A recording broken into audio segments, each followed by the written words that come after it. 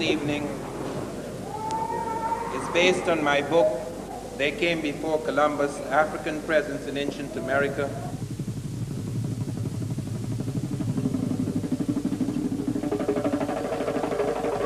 A great deal of research has been done. One has become aware of far more things that have emerged from excavations that help to confirm with almost an absoluteness what we have advanced in the past, that there were Africans in America before Columbus.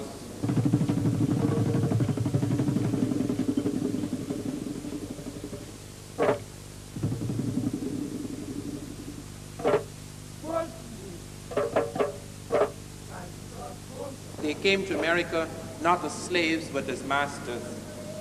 I am not the first to suggest there were Africans in America before Columbus, nor is anyone in the modern period. Columbus is the first man to suggest it.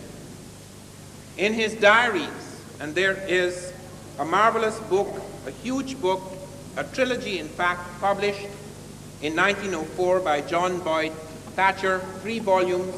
It covers more than 1,200 pages, which deals with all the diaries and voyages and journals of Columbus, in which he points out that on his second voyage, Native Americans of Haiti, which was then known as Hispaniola, came to him and told him that black people had come in large boats from the south and the southeast, trading with the Americans in gold-tipped metal spears. Columbus did not believe this, perhaps, but he did a very cautious thing, which is very important to us, in that he sent samples of these metal spears back to Spain. And they were assayed, they were examined by the Spanish metallurgists, and they ruled that these spears had the same ratio of gold, silver, and copper alloys as spears then being forged in African Guinea. Furthermore, the Portuguese told Columbus when he returned from his first voyage, the Portuguese told Columbus that they were aware of Africans leaving from the Cape Verde Islands and going far to the west with merchandise in large boats. There are 2 things to bear in mind here. First of all, the Portuguese were aware of African navigation because the Portuguese had been in Africa since around 1450. They in fact had clashed with the Gambian Navy. The Portuguese also were aware of a landmass to the south as a result of African movements, which will come up later in my talk. And furthermore, Columbus had married a Portuguese woman. He had been to Africa in 1484 at the Portuguese fort at San Jorge de Minas. His brother Bartholomew had married a Portuguese. They were both aware of the Portuguese court, and in fact, they had been trying to get the Portuguese to finance their journey across the Western Ocean before he went to the Spanish courts. Not only do we have, therefore, the documents of the Portuguese and that of Columbus himself, and oral tradition of the Native Americans, and the fact that the Spanish metallurgists had ruled on this and shown that it was African, but furthermore, they have found a cotton in the Cape Verde Islands, a cotton, Gossypium hirsutum var punctatum, which they thought was African because it was just off Africa and it had been taken by the Portuguese as they settled in the Cape Verde and planted before Columbus in the Cape Verde Islands. When it was examined, the cytogenics of the cotton showed that it was not African, it was some cotton grown in the Caribbean and South America, which means cotton which had been grown in the Caribbean and South America had got into Africa before Columbus. How? Not only that, botanical evidence, but the navigational evidence shows, the oceanographic survey of the ocean shows that just off the Cape Verde there is a current that takes you to South America. There are 3 major currents off Africa, about 100 miles off the African coast, that take you automatically to America. Once you are caught in those currents, whether you planned it or not, you have to get to America unless the fish get you first. Anything that remains afloat is pushed towards America. Off the Cape Verde Islands, the current takes you onto the northern tip of South America, into the Caribbean, into the Gulf of Mexico. If you're off the Senegambia, it takes you to South America, into the Caribbean, into the Gulf of Mexico. If you're off the southern coast of Africa, it takes you towards South America, and you could fall into the currents that take you into the Caribbean, into the Gulf of Mexico.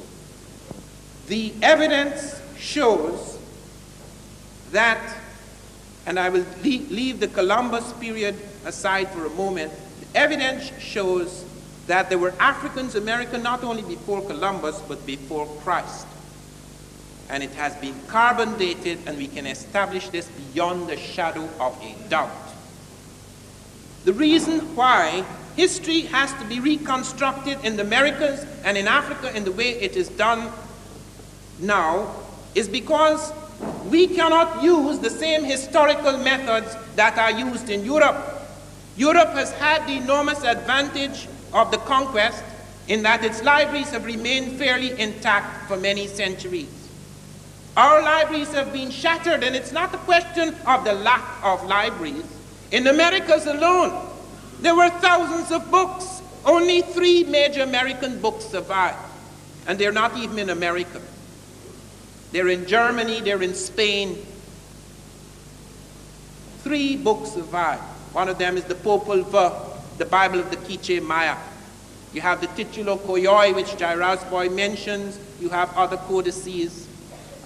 These things are the few things that survive.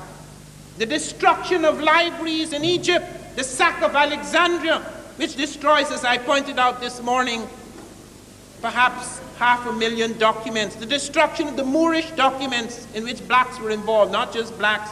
You have Arabs of different complexions and races perhaps, but you have an Arab-African thing in the Moorish domination of Europe. You have Cardinal Ximenes destroying about 84,000 manuscripts in Arabic at a time when many Africans and Arabs and even others wrote in Arabic as the language of science of the time. And Timbuktu was razed to the ground twice. So it's not just the absence of documents, but the destruction of documents. Fortunately, history does not leave its mark only on written documents. History leaves its mark on everything. If you do not find the books, there are scripts. If you do not find, there are skeletons, there are sculptures, there are plants. There are many things that have left their mark, and that is the reason why we reconstruct history by going to all of those strands, into all of those avenues. It is not an historical method. It is the only valid, genuine historical method to reconstruct the fragmented history of Africa and the Americas. In the case of Columbus, for example, why is it we who are so familiar with the voyages of Columbus are not aware of the fact that Columbus never touched the American continent? Why are we not aware of the fact that Columbus remarked on this matter, not just once? Several times he mentioned on his 3rd voyage that he went along the coast of Africa, that he stopped in the Cape Verde for several days looking for black animals because he found both the Africans and the Native Americans in the Caribbean were sacrificing black animals, and he wanted to please them with a black animal as a gift. That he wandered further, finding no such black animals. He wandered further into the Senegambia current and was swept. He said he had 6 ships, 3 were sent on the normal route, and he was swept on the Senegambia current, making it in far less time, but under grievous conditions, because the Europeans were totally unaccustomed to the great sun burning down upon them in tropical latitudes. And Columbus reports how the heat was so great in the equatorial regions as he took the African route that the caskets burst, the meat roasted and putrefied, and that he feared for the life of his men and himself if rain had not fallen. All these things are recorded in the document. They're just the sides. They're just the sides, things dismissed, pushed aside, until we put together the botanical evidence, Gossypium, Hirsutum var punctatum, the metallurgical evidence that the Spanish metallurgists had assayed the metal spears and showed them to be African, the navigational evidence, because the currents move in that direction, and the Portuguese had noted the Africans had the navigational capacity and were actually setting out from the Cape Verde. The documented evidence, both of Columbus himself and of the Portuguese, the oral tradition of the Native Americans, all of these things are there. Until we pull them together, they make no sense because they're constantly being thrust aside because they suggest Africans are where they should not be. Let me deal not with that early period because I merely pointed out as an example of the method that is used to reconstruct history and that it is a valid and legitimate method and the only method that is available to us now because of the great destruction of documents.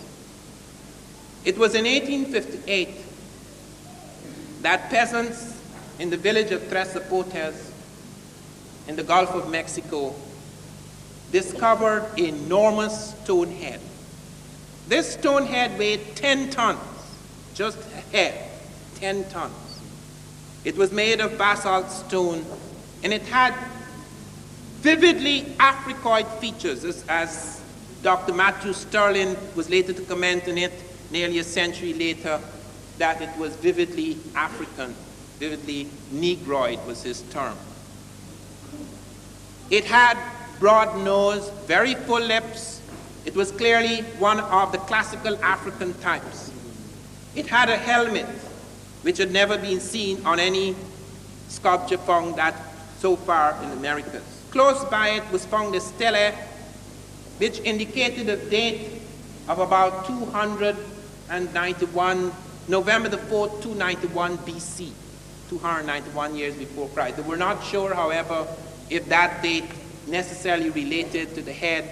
And at that point in time, no archaeology, no serious archaeology had been done in America. However, in 1938, a scientific expedition set out from the Smithsonian Institute, University of California, and the National Geographic, and they found that head again. They not only found that head, but the following year they proceeded to another spot, La Venta, where someone noted they had seen a similar head, and they dug up 4 heads at La Venta. Between 1939 and 1940, 4 heads were dug up at La Venta, and again it was the same thing, enormous heads, 6 to 9 feet high, just a head, weighing between 10 to 40 tons in weight, having African-type features, and the same type of helmet, as Jairasboy has pointed out. You could find it at Tanis in the Egyptian Delta, with a flap falling along the side of the head, a kind of crest with a flap and incised markings, etc. And the extraordinary thing is that I discovered last year through a friend of mine, he's Wayne Chandler, he's an photojournalist. He discovered in the files of the Smithsonian a photograph that has been suppressed for nearly 50 years, which is shown here for the first time in public in my slides, which shows that the first head that was discovered not only had African features, but Ethiopian braids. It's carved out in the stone. It has never been published, it has never been shown.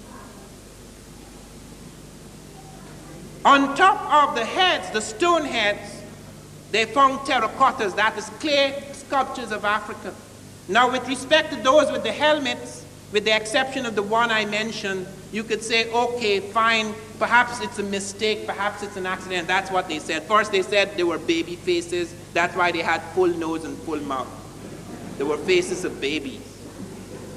Then they said the reason why they have these enormous lips is because they're the snarling mouths of jaguars. These people among whom they were found, Olmec, they worshipped jaguars, and therefore the snarling mouth of the jaguar was copied. Then they said, one of them said it was made of molten rock, and it fell on its face, and that's why it became flat and full. The latest explanation is most ingenious. The Science Digest did an article on me in September 1981, in which they presented my case very fairly and objectively, showing the nature of the objections of the establishment, including one eminent historian of Mexico, Michael Coe. And they went to Michael Coe, Boyce Rensberger, the leading science writer for the Times, who did the story on me. He went to Michael Coe and he said, "Do you believe what Van Sertima is saying, that these are African?" And Michael Coe said, "They don't look at all African, and even if they do," he says his words, "even if they do, the reason why they have full noses, the reason why they have broad noses and full lips is because the tools were blunt and they couldn't make them any sharper." That's the leading authority on the Americas, prehistoric Americas. And let me present the case for the dating. On the wooden ceremonial platform where 4 of these stone heads were found at Levanta, which turned out to be the holy capital of the Olmec world, O-L-M-E-C, Olmec, the first major civilization in America. The dating of the wooden platform, the charcoal, there were 9 samples of charcoal dating, gave a reading of 948 to 680 BC. It's not just the stone head, but in addition to the stone heads, you have terracottas that are clay sculptures of African types. Not only the nose now and the lips, the hair is clearly Africoid. Because even though you could say that some Asiatic types who came across the Bering Straits may have Africoid type features, the hair now is very distinctive, the kink and coil of the Africoid hair, very distinctive on the head of the terracottas. And what is more, and note this, the artists went to the trouble of selecting oxide dyes for the clay so that it could be dark brown or dark red or dark black, so that it could be distinguished from the other terracottas. So that on the dark terracottas, you're finding this African peculiarity of feature. And in addition to that, in addition to the stone heads, of which there are 14 spread over Tres de Portes, La Venta, and San Lorenzo in Veracruz, in addition to the terracottas spread all over that Olmec central area, you have skeletal evidence. Professor Wierzyński, a Polish skull expert,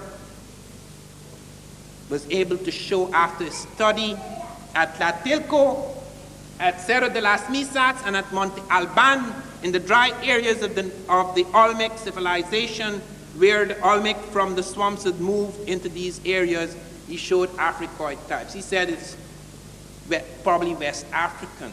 I've just come from a meeting in New Mexico before 200 professors who are studying ancient scripts, who have established beyond the shadow of a doubt, and I shall deal with that later in my talk, that the Egyptian script traveled to America before Christ around 800 BC. They have found on the Davenport Stela the Egyptian hieroglyphs, the Libyan script, and the Iberian Punic side by side, reading the same thing. And it could not be forged because it was found before the Libyan or the Iberian Punic was deciphered. But they did not know the Egyptian had anything to do with blacks. I informed them.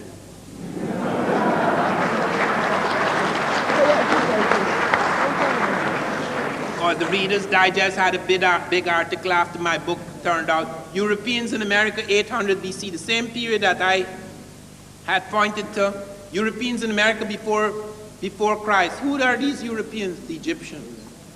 It's taken for granted in most of these circles that Egyptians have nothing to do whatsoever with Negroes. In the Olmec world, as I say, you have this corroboration of evidence, the skeletal evidence in the dry areas, because in the swampy areas no skeletal evidence survived. Rasboy has pointed to a very important thing, that is the possibility even of mummification in the Olmec world, but because the skeletons were not preserved, we find it in a statue where you have the rib cage outlined, the hands close together, the fingers open, the shroud, etc., just like in the Egyptian world. Nowhere on earth, on any archaeological site, could you find a corroboration of so much evidence. Stone heads representing a distinct physical type, terracottas representing the same type with the texture of hair and coloration of skin, and skeletal evidence representing that type as high as 13.5% at Tlatelolco, going down to 4.5% at Monte Alban. And you yet deny the existence of that type because it involved African and it could not be there. The general assumption, the conventional assumption is that only Europeans and Asiatics can move. Africans do not migrate. Hence, if you find them outside of their milieu or you find them doing something unusual, either someone moved them, as Jeffries pointed out to me, someone brought them there. Even Wiener, Leo Wiener, the pioneer in this subject, who in the 1920s at Harvard recognized through a study of philology that there were Africans in America before Columbus. What Wiener was trying to show is that the Africans were merely bringing over Arab Islamic ideas and concepts and culture. The Africans had no culture, therefore, until the Arabs came. So even he, although he was showing there were Africans in America before Columbus, he was really saying that they had been porters or paddlers and they had brought over another man's cultural electricity. We have to be very careful to note that even with new discoveries, the script for the African is still not rewritten. Okay, so some Africans came to America before Columbus, so what? What did they do? Thank God they've changed the tune, because now I'm going to show what they did. Because we have evidence of what they did do, because it leaves marks.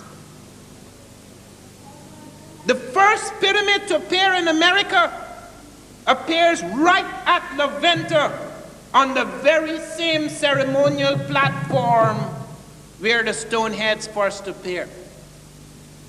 In the first of the sequence, although they find later Tresapotis and San Lorenzo, the first of the sequence of the stone heads is at La Venta, and both the conical pyramid as well as the step pyramid appear. They said, well, but the functions are not the same. It's just a temple in America, it's a tomb in Egypt. That is not true. We have found many pyramids could be cited in America which serve both as tomb as well as temple. And in Egypt, many of the great pyramids have temples adjoining. So they have both the tomb and temple combination. And the great ones, the very great ones, the one at Teotihuacan in Mexico and the one at Giza or Gizeh in Egypt, they not only have the same base, the identical base, but they also have the third function, the geodetic marker, or the use of the movable capstone for astronomy, the notches, etc. They said at first that the Teotihuacan pyramid was 1 meter off from the Egyptian pyramid. Now they're allowing that meter because of mistakes in the reconstruction and excavation. Which means it's roughly the same base as the Egyptian pyramid. I'm not saying Africans built the pyramid in America, don't misunderstand me. I am saying ideas and influences were carried forward by that migrating group. There was a reason why there may have been Egyptians and Nubians in the Atlantic. They have no business being in the Atlantic. Egypt is too far away from the Atlantic. But there were reasons at that time, 3 reasons. First of all, there was a war with Asia. The Asiatics, the Assyrian forces in Asia, the mighty power of Western Asia, were moving down the Mediterranean with their iron-powered armies. They had captured the Jews. The blacks saved the Jews in 701 BC, when Taharqa, the great Ethiopian general, before he became king, head of the Egyptian forces, marched into Jerusalem to save the Jews. They were when King Hezekiah of the Jews was trembling before the Asiatics. The Africans entered the battlefield and the Asiatics were defeated. There was a war going on. They had closed the eastern seaports. They found trade by Egyptians right up to Hawaii. They found Egyptian trade goods and scripts as far as Hawaii, as Dr. Fell has shown. They had closed those trade routes. The Egyptians and the Phoenicians, who were accounted for 50% of Egyptian import-export trade, were forced west of the Mediterranean.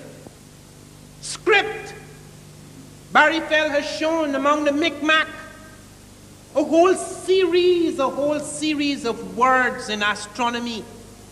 As much as 90% in one area, 90% of the astronomy words are identical with Egyptian, the sounds. You go to the script and you look at the Iberian, Punic, the Libyan and the Egyptian together, and the Davenport Stela, the hymn to the Aton written in the American. How come? When I was at the conference in Arizona, I met a gentleman, I forget his name now, some famous doctor whose name passes me because I got so furious with him, I have forgotten him. He's written a book on the Micmac, challenges me. I said, all right, sir, if you think that this is a fake, I have both before me. I have the Micmac and I have the Egyptian. You are so acquainted with the Micmac. Show me which is which. I don't want to be drawn in that, he said. But the audience, they really embarrassed him. They said, show him, show him, show him which is the fake. Didn't dare do it. Didn't dare do it. There's so many, and it is true that in scripts you can have occasional parallels because there's a limit to human science, but these things were for arbitrary things, very complex markings for arbitrary things. And there was no question of correspondence. Correspondence so remarkable, so plentiful that there was no question, no statistical possibility of accident or fluke or coincidence. You go to Elvia John in the Olmec world, and there is paper made from wood pulp. Nowhere in America were they making paper from wood pulp. Nowhere in the world, except in Egypt at that time, where both the papyrus and the wood pulp was making paper. It was done in China later. It appears in the Olmec world. Isolated incident that appears in the Olmec world. You go and look at their other aspects of their technology. Professor Heiser, who had attacked this thesis all his life, in the last 3 years of his life, he was converted. Do you know what he did? He stopped publishing. He started writing things in favor of the Egyptian thesis, but he didn't publish it. It is now in the Smithsonian as posthumous files. There is where we have found that Heiser showed that the heavy transport techniques the Native Americans were using in the swamps were identical with the Egyptian heavy transport techniques. All of us marvel at the Egyptians, how they move those incredible stones, taking 50-ton capstones and putting it at the top of their skyscrapers without being a fraction of an inch off. And these guys are suddenly, people, they were marvelous at sculpture, yes, but they're suddenly making these colossal things which they never made before. Making it out of this incredible basalt stone, one block of stone. Some of them close to 40 tons in weight, bringing them down from the quarries to their platforms and building them up with the same skill and technological ingenuity the Egyptians when they hadn't been doing it before. How come? How come when we go to the Middle Americans and study the way they have, not the exact proportions because the individual pyramids change, but they have so many things in their mathematics that are close, as the man who is recently, Peter Tompkins, who's done studies of the Mexican pyramids and the Egyptian pyramids, so the correspondences, the structural correspondences, even in spite of superficial difference. And when we come to ritual, that is the most astonishing thing, and I must give great credit to Jairaj Boy for what he's done in ritual. Jairaj Boy showed several gods of the Egyptian that are identical with the American. There is the god Sokar. He is standing there and he has open arms, outstretched arms, and he has wings on his arms, and he's standing on the back of a snake, and the snake has a head at the head and a head at the tail. You go to Mexico, and there is this god standing there with arms outstretched, wings on his arms, standing on a snake with the head at the head and a head at the tail. How come? The god Aken, he pointed to the double rope swallowing god, identical. The faceless Aken with the swallowing the double rope, there in Mexico in the Olmec world. He shows feathered sunshades, made of 3 concentric circles, 3 colors. These are very detailed things. These are very complex correspondences. They're not flukes. And there you find the same thing duplicated. The double crown. Who wears the double crown in all the world except the Egyptians who united the north and south, for whom there was a political necessity to have a double crown, the red and the white crown. And there among the Olmec, we found 2 examples of it now. Chief dignitaries wearing a double crown. The flail, the crook, you find it on the Olmec dignitaries as among the Egyptians. The use of purple, we have found the codex A codex is recent, Natal Codex, showing pictures of black-skinned as well as red-skinned kings in ancient America. And you look at the nobility, you look at the women, you look at the kings and the priest kings, and you find purple as a symbol, as a signal of their index of their rank, just like among the Egyptians. And there's recently been done a study in purple, the Phoenician thing about purple. Their search for purple, because purple was sacred among the Egyptians, it is emblematic of the power of the gods. And the Phoenicians, in their travels, exhausted most of the purple supplies in the Mediterranean. There is another suggestion of why they should have come to the Americas for this purpose. You look at other ritual scenes. The human-headed bird, ba, is found in Mexico. A bird with a human head. This is in Egypt, and on the Egyptian tombs, and they have a little hole in the tomb with the bird to fly out. You see it duplicated in America. Nowhere else. All these correspondences. How come? How can you explain that these things were not happening before? They have no antecedent. They are complex. They are not just single traits. They are a complex of interlocking parallels. Why should we believe that it took Columbus, who stumbled into the Caribbean, which he called Asia? Do you know Columbus called America India? It wasn't called America, it was called India. That is why we're still calling the Americans Indians. We still call the Native Americans Indians. Columbus had a right theory, which in fact was not new. The Arabs and Africans knew the world was wrong. You look at the globes that Africans used and Arabs used to teach geography. They were all wrong. So only Europeans believed the world was flat, until some of their geniuses were persecuted, proving that it was wrong. That's a fact. You look at the maps, those early maps. You look at the early globes that were used in geography. But the thing, and you find it in Arabic documents in the Moorish period, there was assumption all through that Moorish period that the world was wrong. Columbus wasn't new about that. He was right theoretically. If the world is wrong, you could go far to the west and end up in the east. What he didn't know is that you would need an airplane to do it, not the Santa Maria. So the Santa Maria collided with another continent, and he assumed, do you know that even though Columbus doubted that it was Asia, you know what he did? He sent his notary, Fernando Perez de Luna, among the ships and got every man to sign a document that he was off the continent of Asia. He couldn't take any chances. They spent a lot of money sending him out. He had to find India. He had to find the treasures of Marco Polo, come what may. And he got them to sign a document, and he threatened them. If any man were to say they didn't go to the continent of Asia, or they were not off the continent of Asia, if there were officers, they would be fined 500 maravedis, several months' salary. And if they were common sailors, they would be given 100 lashes and have their tongues cut out. That's in the documents. That's the great discoverer, St. Christopher. When he came back, he was coming back to Spain. A storm blew his ships into Lisbon, Portugal.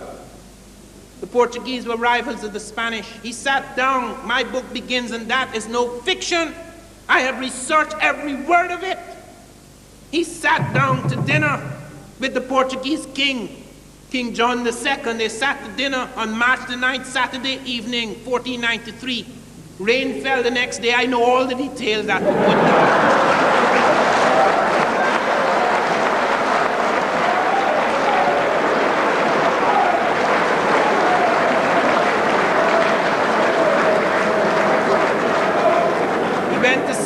King John's queen in Villafranca on the left bank of the Tagus on Monday, I don't know what for. But there in that weekend, on that Saturday and Sunday, there were discussions. And at the dining table, he brought with him 6 Native Americans whom he captured.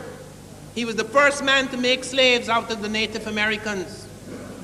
And he brought 6 Native Americans with him who fascinated the Portuguese court with the red tint of their skins and their hair. These are not the Africoid types who visited. I'm talking about the Native Americans who came across the Bering Straits during the glacial migrations. And he brought these men. And while they were at table, a dish of beans were brought out at the order of King John. And King John beckoned to one of these people with sign language to build with these beans on the table these lands that Columbus said he had discovered. And a chain or necklace of islands was built up, which included various parts of the Caribbean, Cuba, the Lucas Islands, etc. And when King John saw the massiveness of the discovery, the so-called discovery, because Spain is small compared to the Caribbean. The Caribbean stretches over 1,000 miles of the Atlantic. Some of you don't think so because you came from it and you think it's pretty small. I'm not talking about small in the sense in which you think of it. I'm talking about its physical size. They were upset because the Portuguese, both King John I and II, had refused to give Columbus permission or support. And now the Spanish were going to rule two worlds. And they were so upset by that they asked Columbus to go back home and argue for a line to be drawn across the world to separate the claims of the two Catholic kingdoms. This was known as the Tordesillas Line. It was signed on June the 4th, 1494, before the discovery of South America by Europeans, before Cabral had got there in 1500. And it was drawn across. The Pope did not give it his blessing until afterwards, but it was drawn in 1494 at the Treaty of Tordesillas, and it includes South America, and they had never seen it. It includes Brazil, 200 miles of territory from that ocean going right back. And why did the Portuguese do that? They hadn't been there. They were concentrating on the route along Africa up into India because of the strength of knowledge they got from Africans who were aware of a southern land mass, just below the equinoctial line within the same latitudes as Guinea. And Columbus was told about it. Columbus went back to Spain and argued because he was then Prince of the Ocean Sea. He came almost like a king. He was nothing. He argued with the Spanish that they should agree with the Portuguese. Let them draw the line because there's only water within the line. It's only 375 leagues from the Cape Verde, which is 4.5 miles according to Vespucci. Roman miles give it 4, but they give it 4.5, about 1,600 miles. And Columbus said, nothing to worry about. You're not giving anything to the Portuguese. I have traveled twice as many leagues, and I have found no such land, which is true, because Europe is twice as far from America as is Africa. But when Columbus was on his second voyage, a man called Jaime Ferrer appeared in the Spanish court and told Ferdinand and Isabella that Columbus was lying, that he had knowledge from Arabs and Ethiopians. The word Ethiopian was generally used for African, that there was a landmass to the south within the line, that the demarcation line they were drawing up between the Portuguese claims and the claims of the Spanish. And he said a damaging thing. He said, Columbus knows more about this sleeping than I do waking. So when Columbus was sent a letter from the King of Spain, he said, please come home immediately.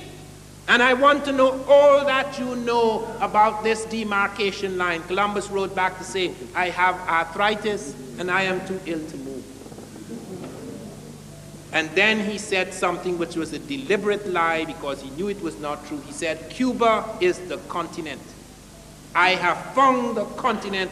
I'm no longer among the islands. Cuba is the continent because my ships cannot circumnavigate it. He knew that was not true, because whether his little ships could circumnavigate it or not, the natives had lived there for centuries and had told him so, and he had made this clear to the Chancellor of Aragon months before this missive.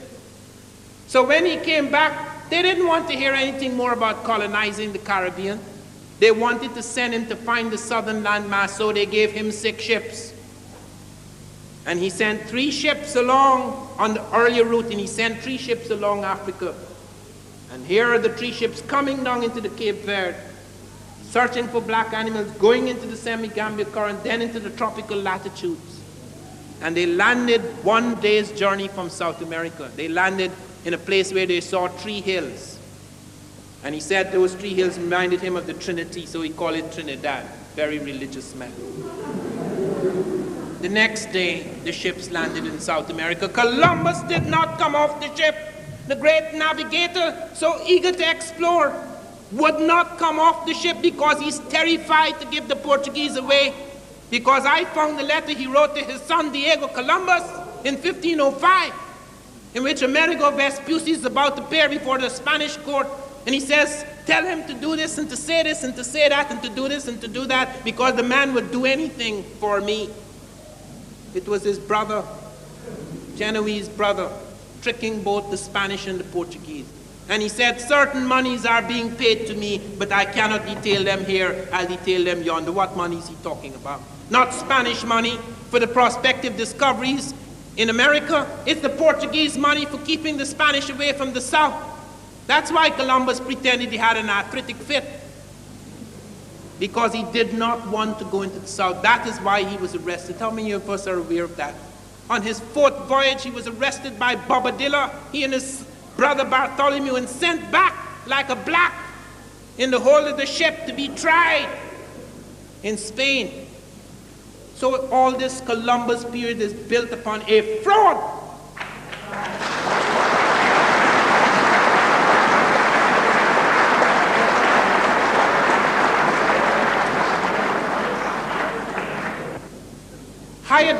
Thor Heyerdahl, the Norwegian explorer, took a papyrus reed boat, which the Egyptians had used and the Ethiopians had used on their inland lakes and elsewhere.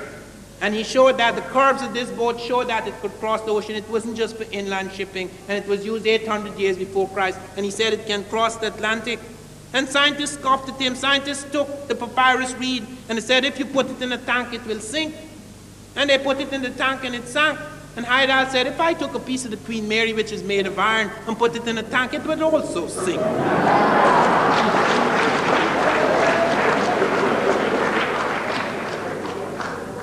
So, rising above the idiocies of the scientists, he built the papyrus reed boat with the help of Abdullah de Jibrin and the Baduma people on Lake Chad in 1969, and they sailed across the Atlantic successfully.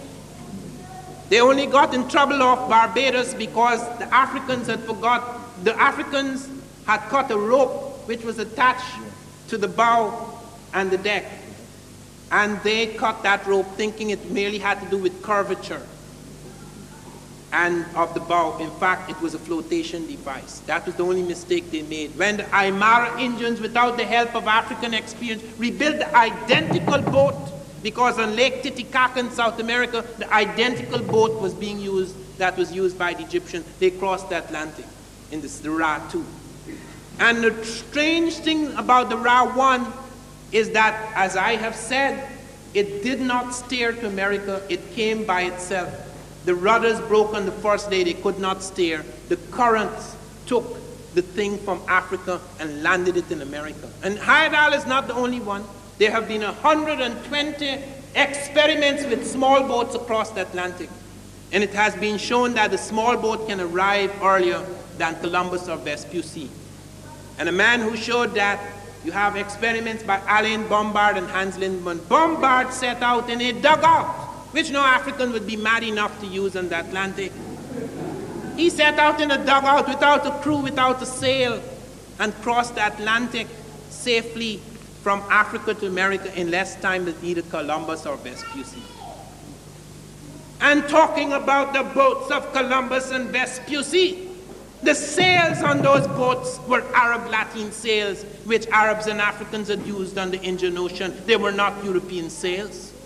The compass was not invented in Europe. The astrolabe was not invented in Europe. It is true that after the massive and continuous migrations of people to the Americas, that you had an improvement in hulls, an improvement in ships, which went far beyond the other conquered peoples. But at that time, those boats were not superior. So to think that man had to sit down and wait for centuries until the stumble of Columbus landed in India and called Cuba the continent and South America an island, this has nothing to do with the truth of the past. But as I come to a close, I want you to bear this in mind. The history of the world is not written. the history of Europe, perhaps.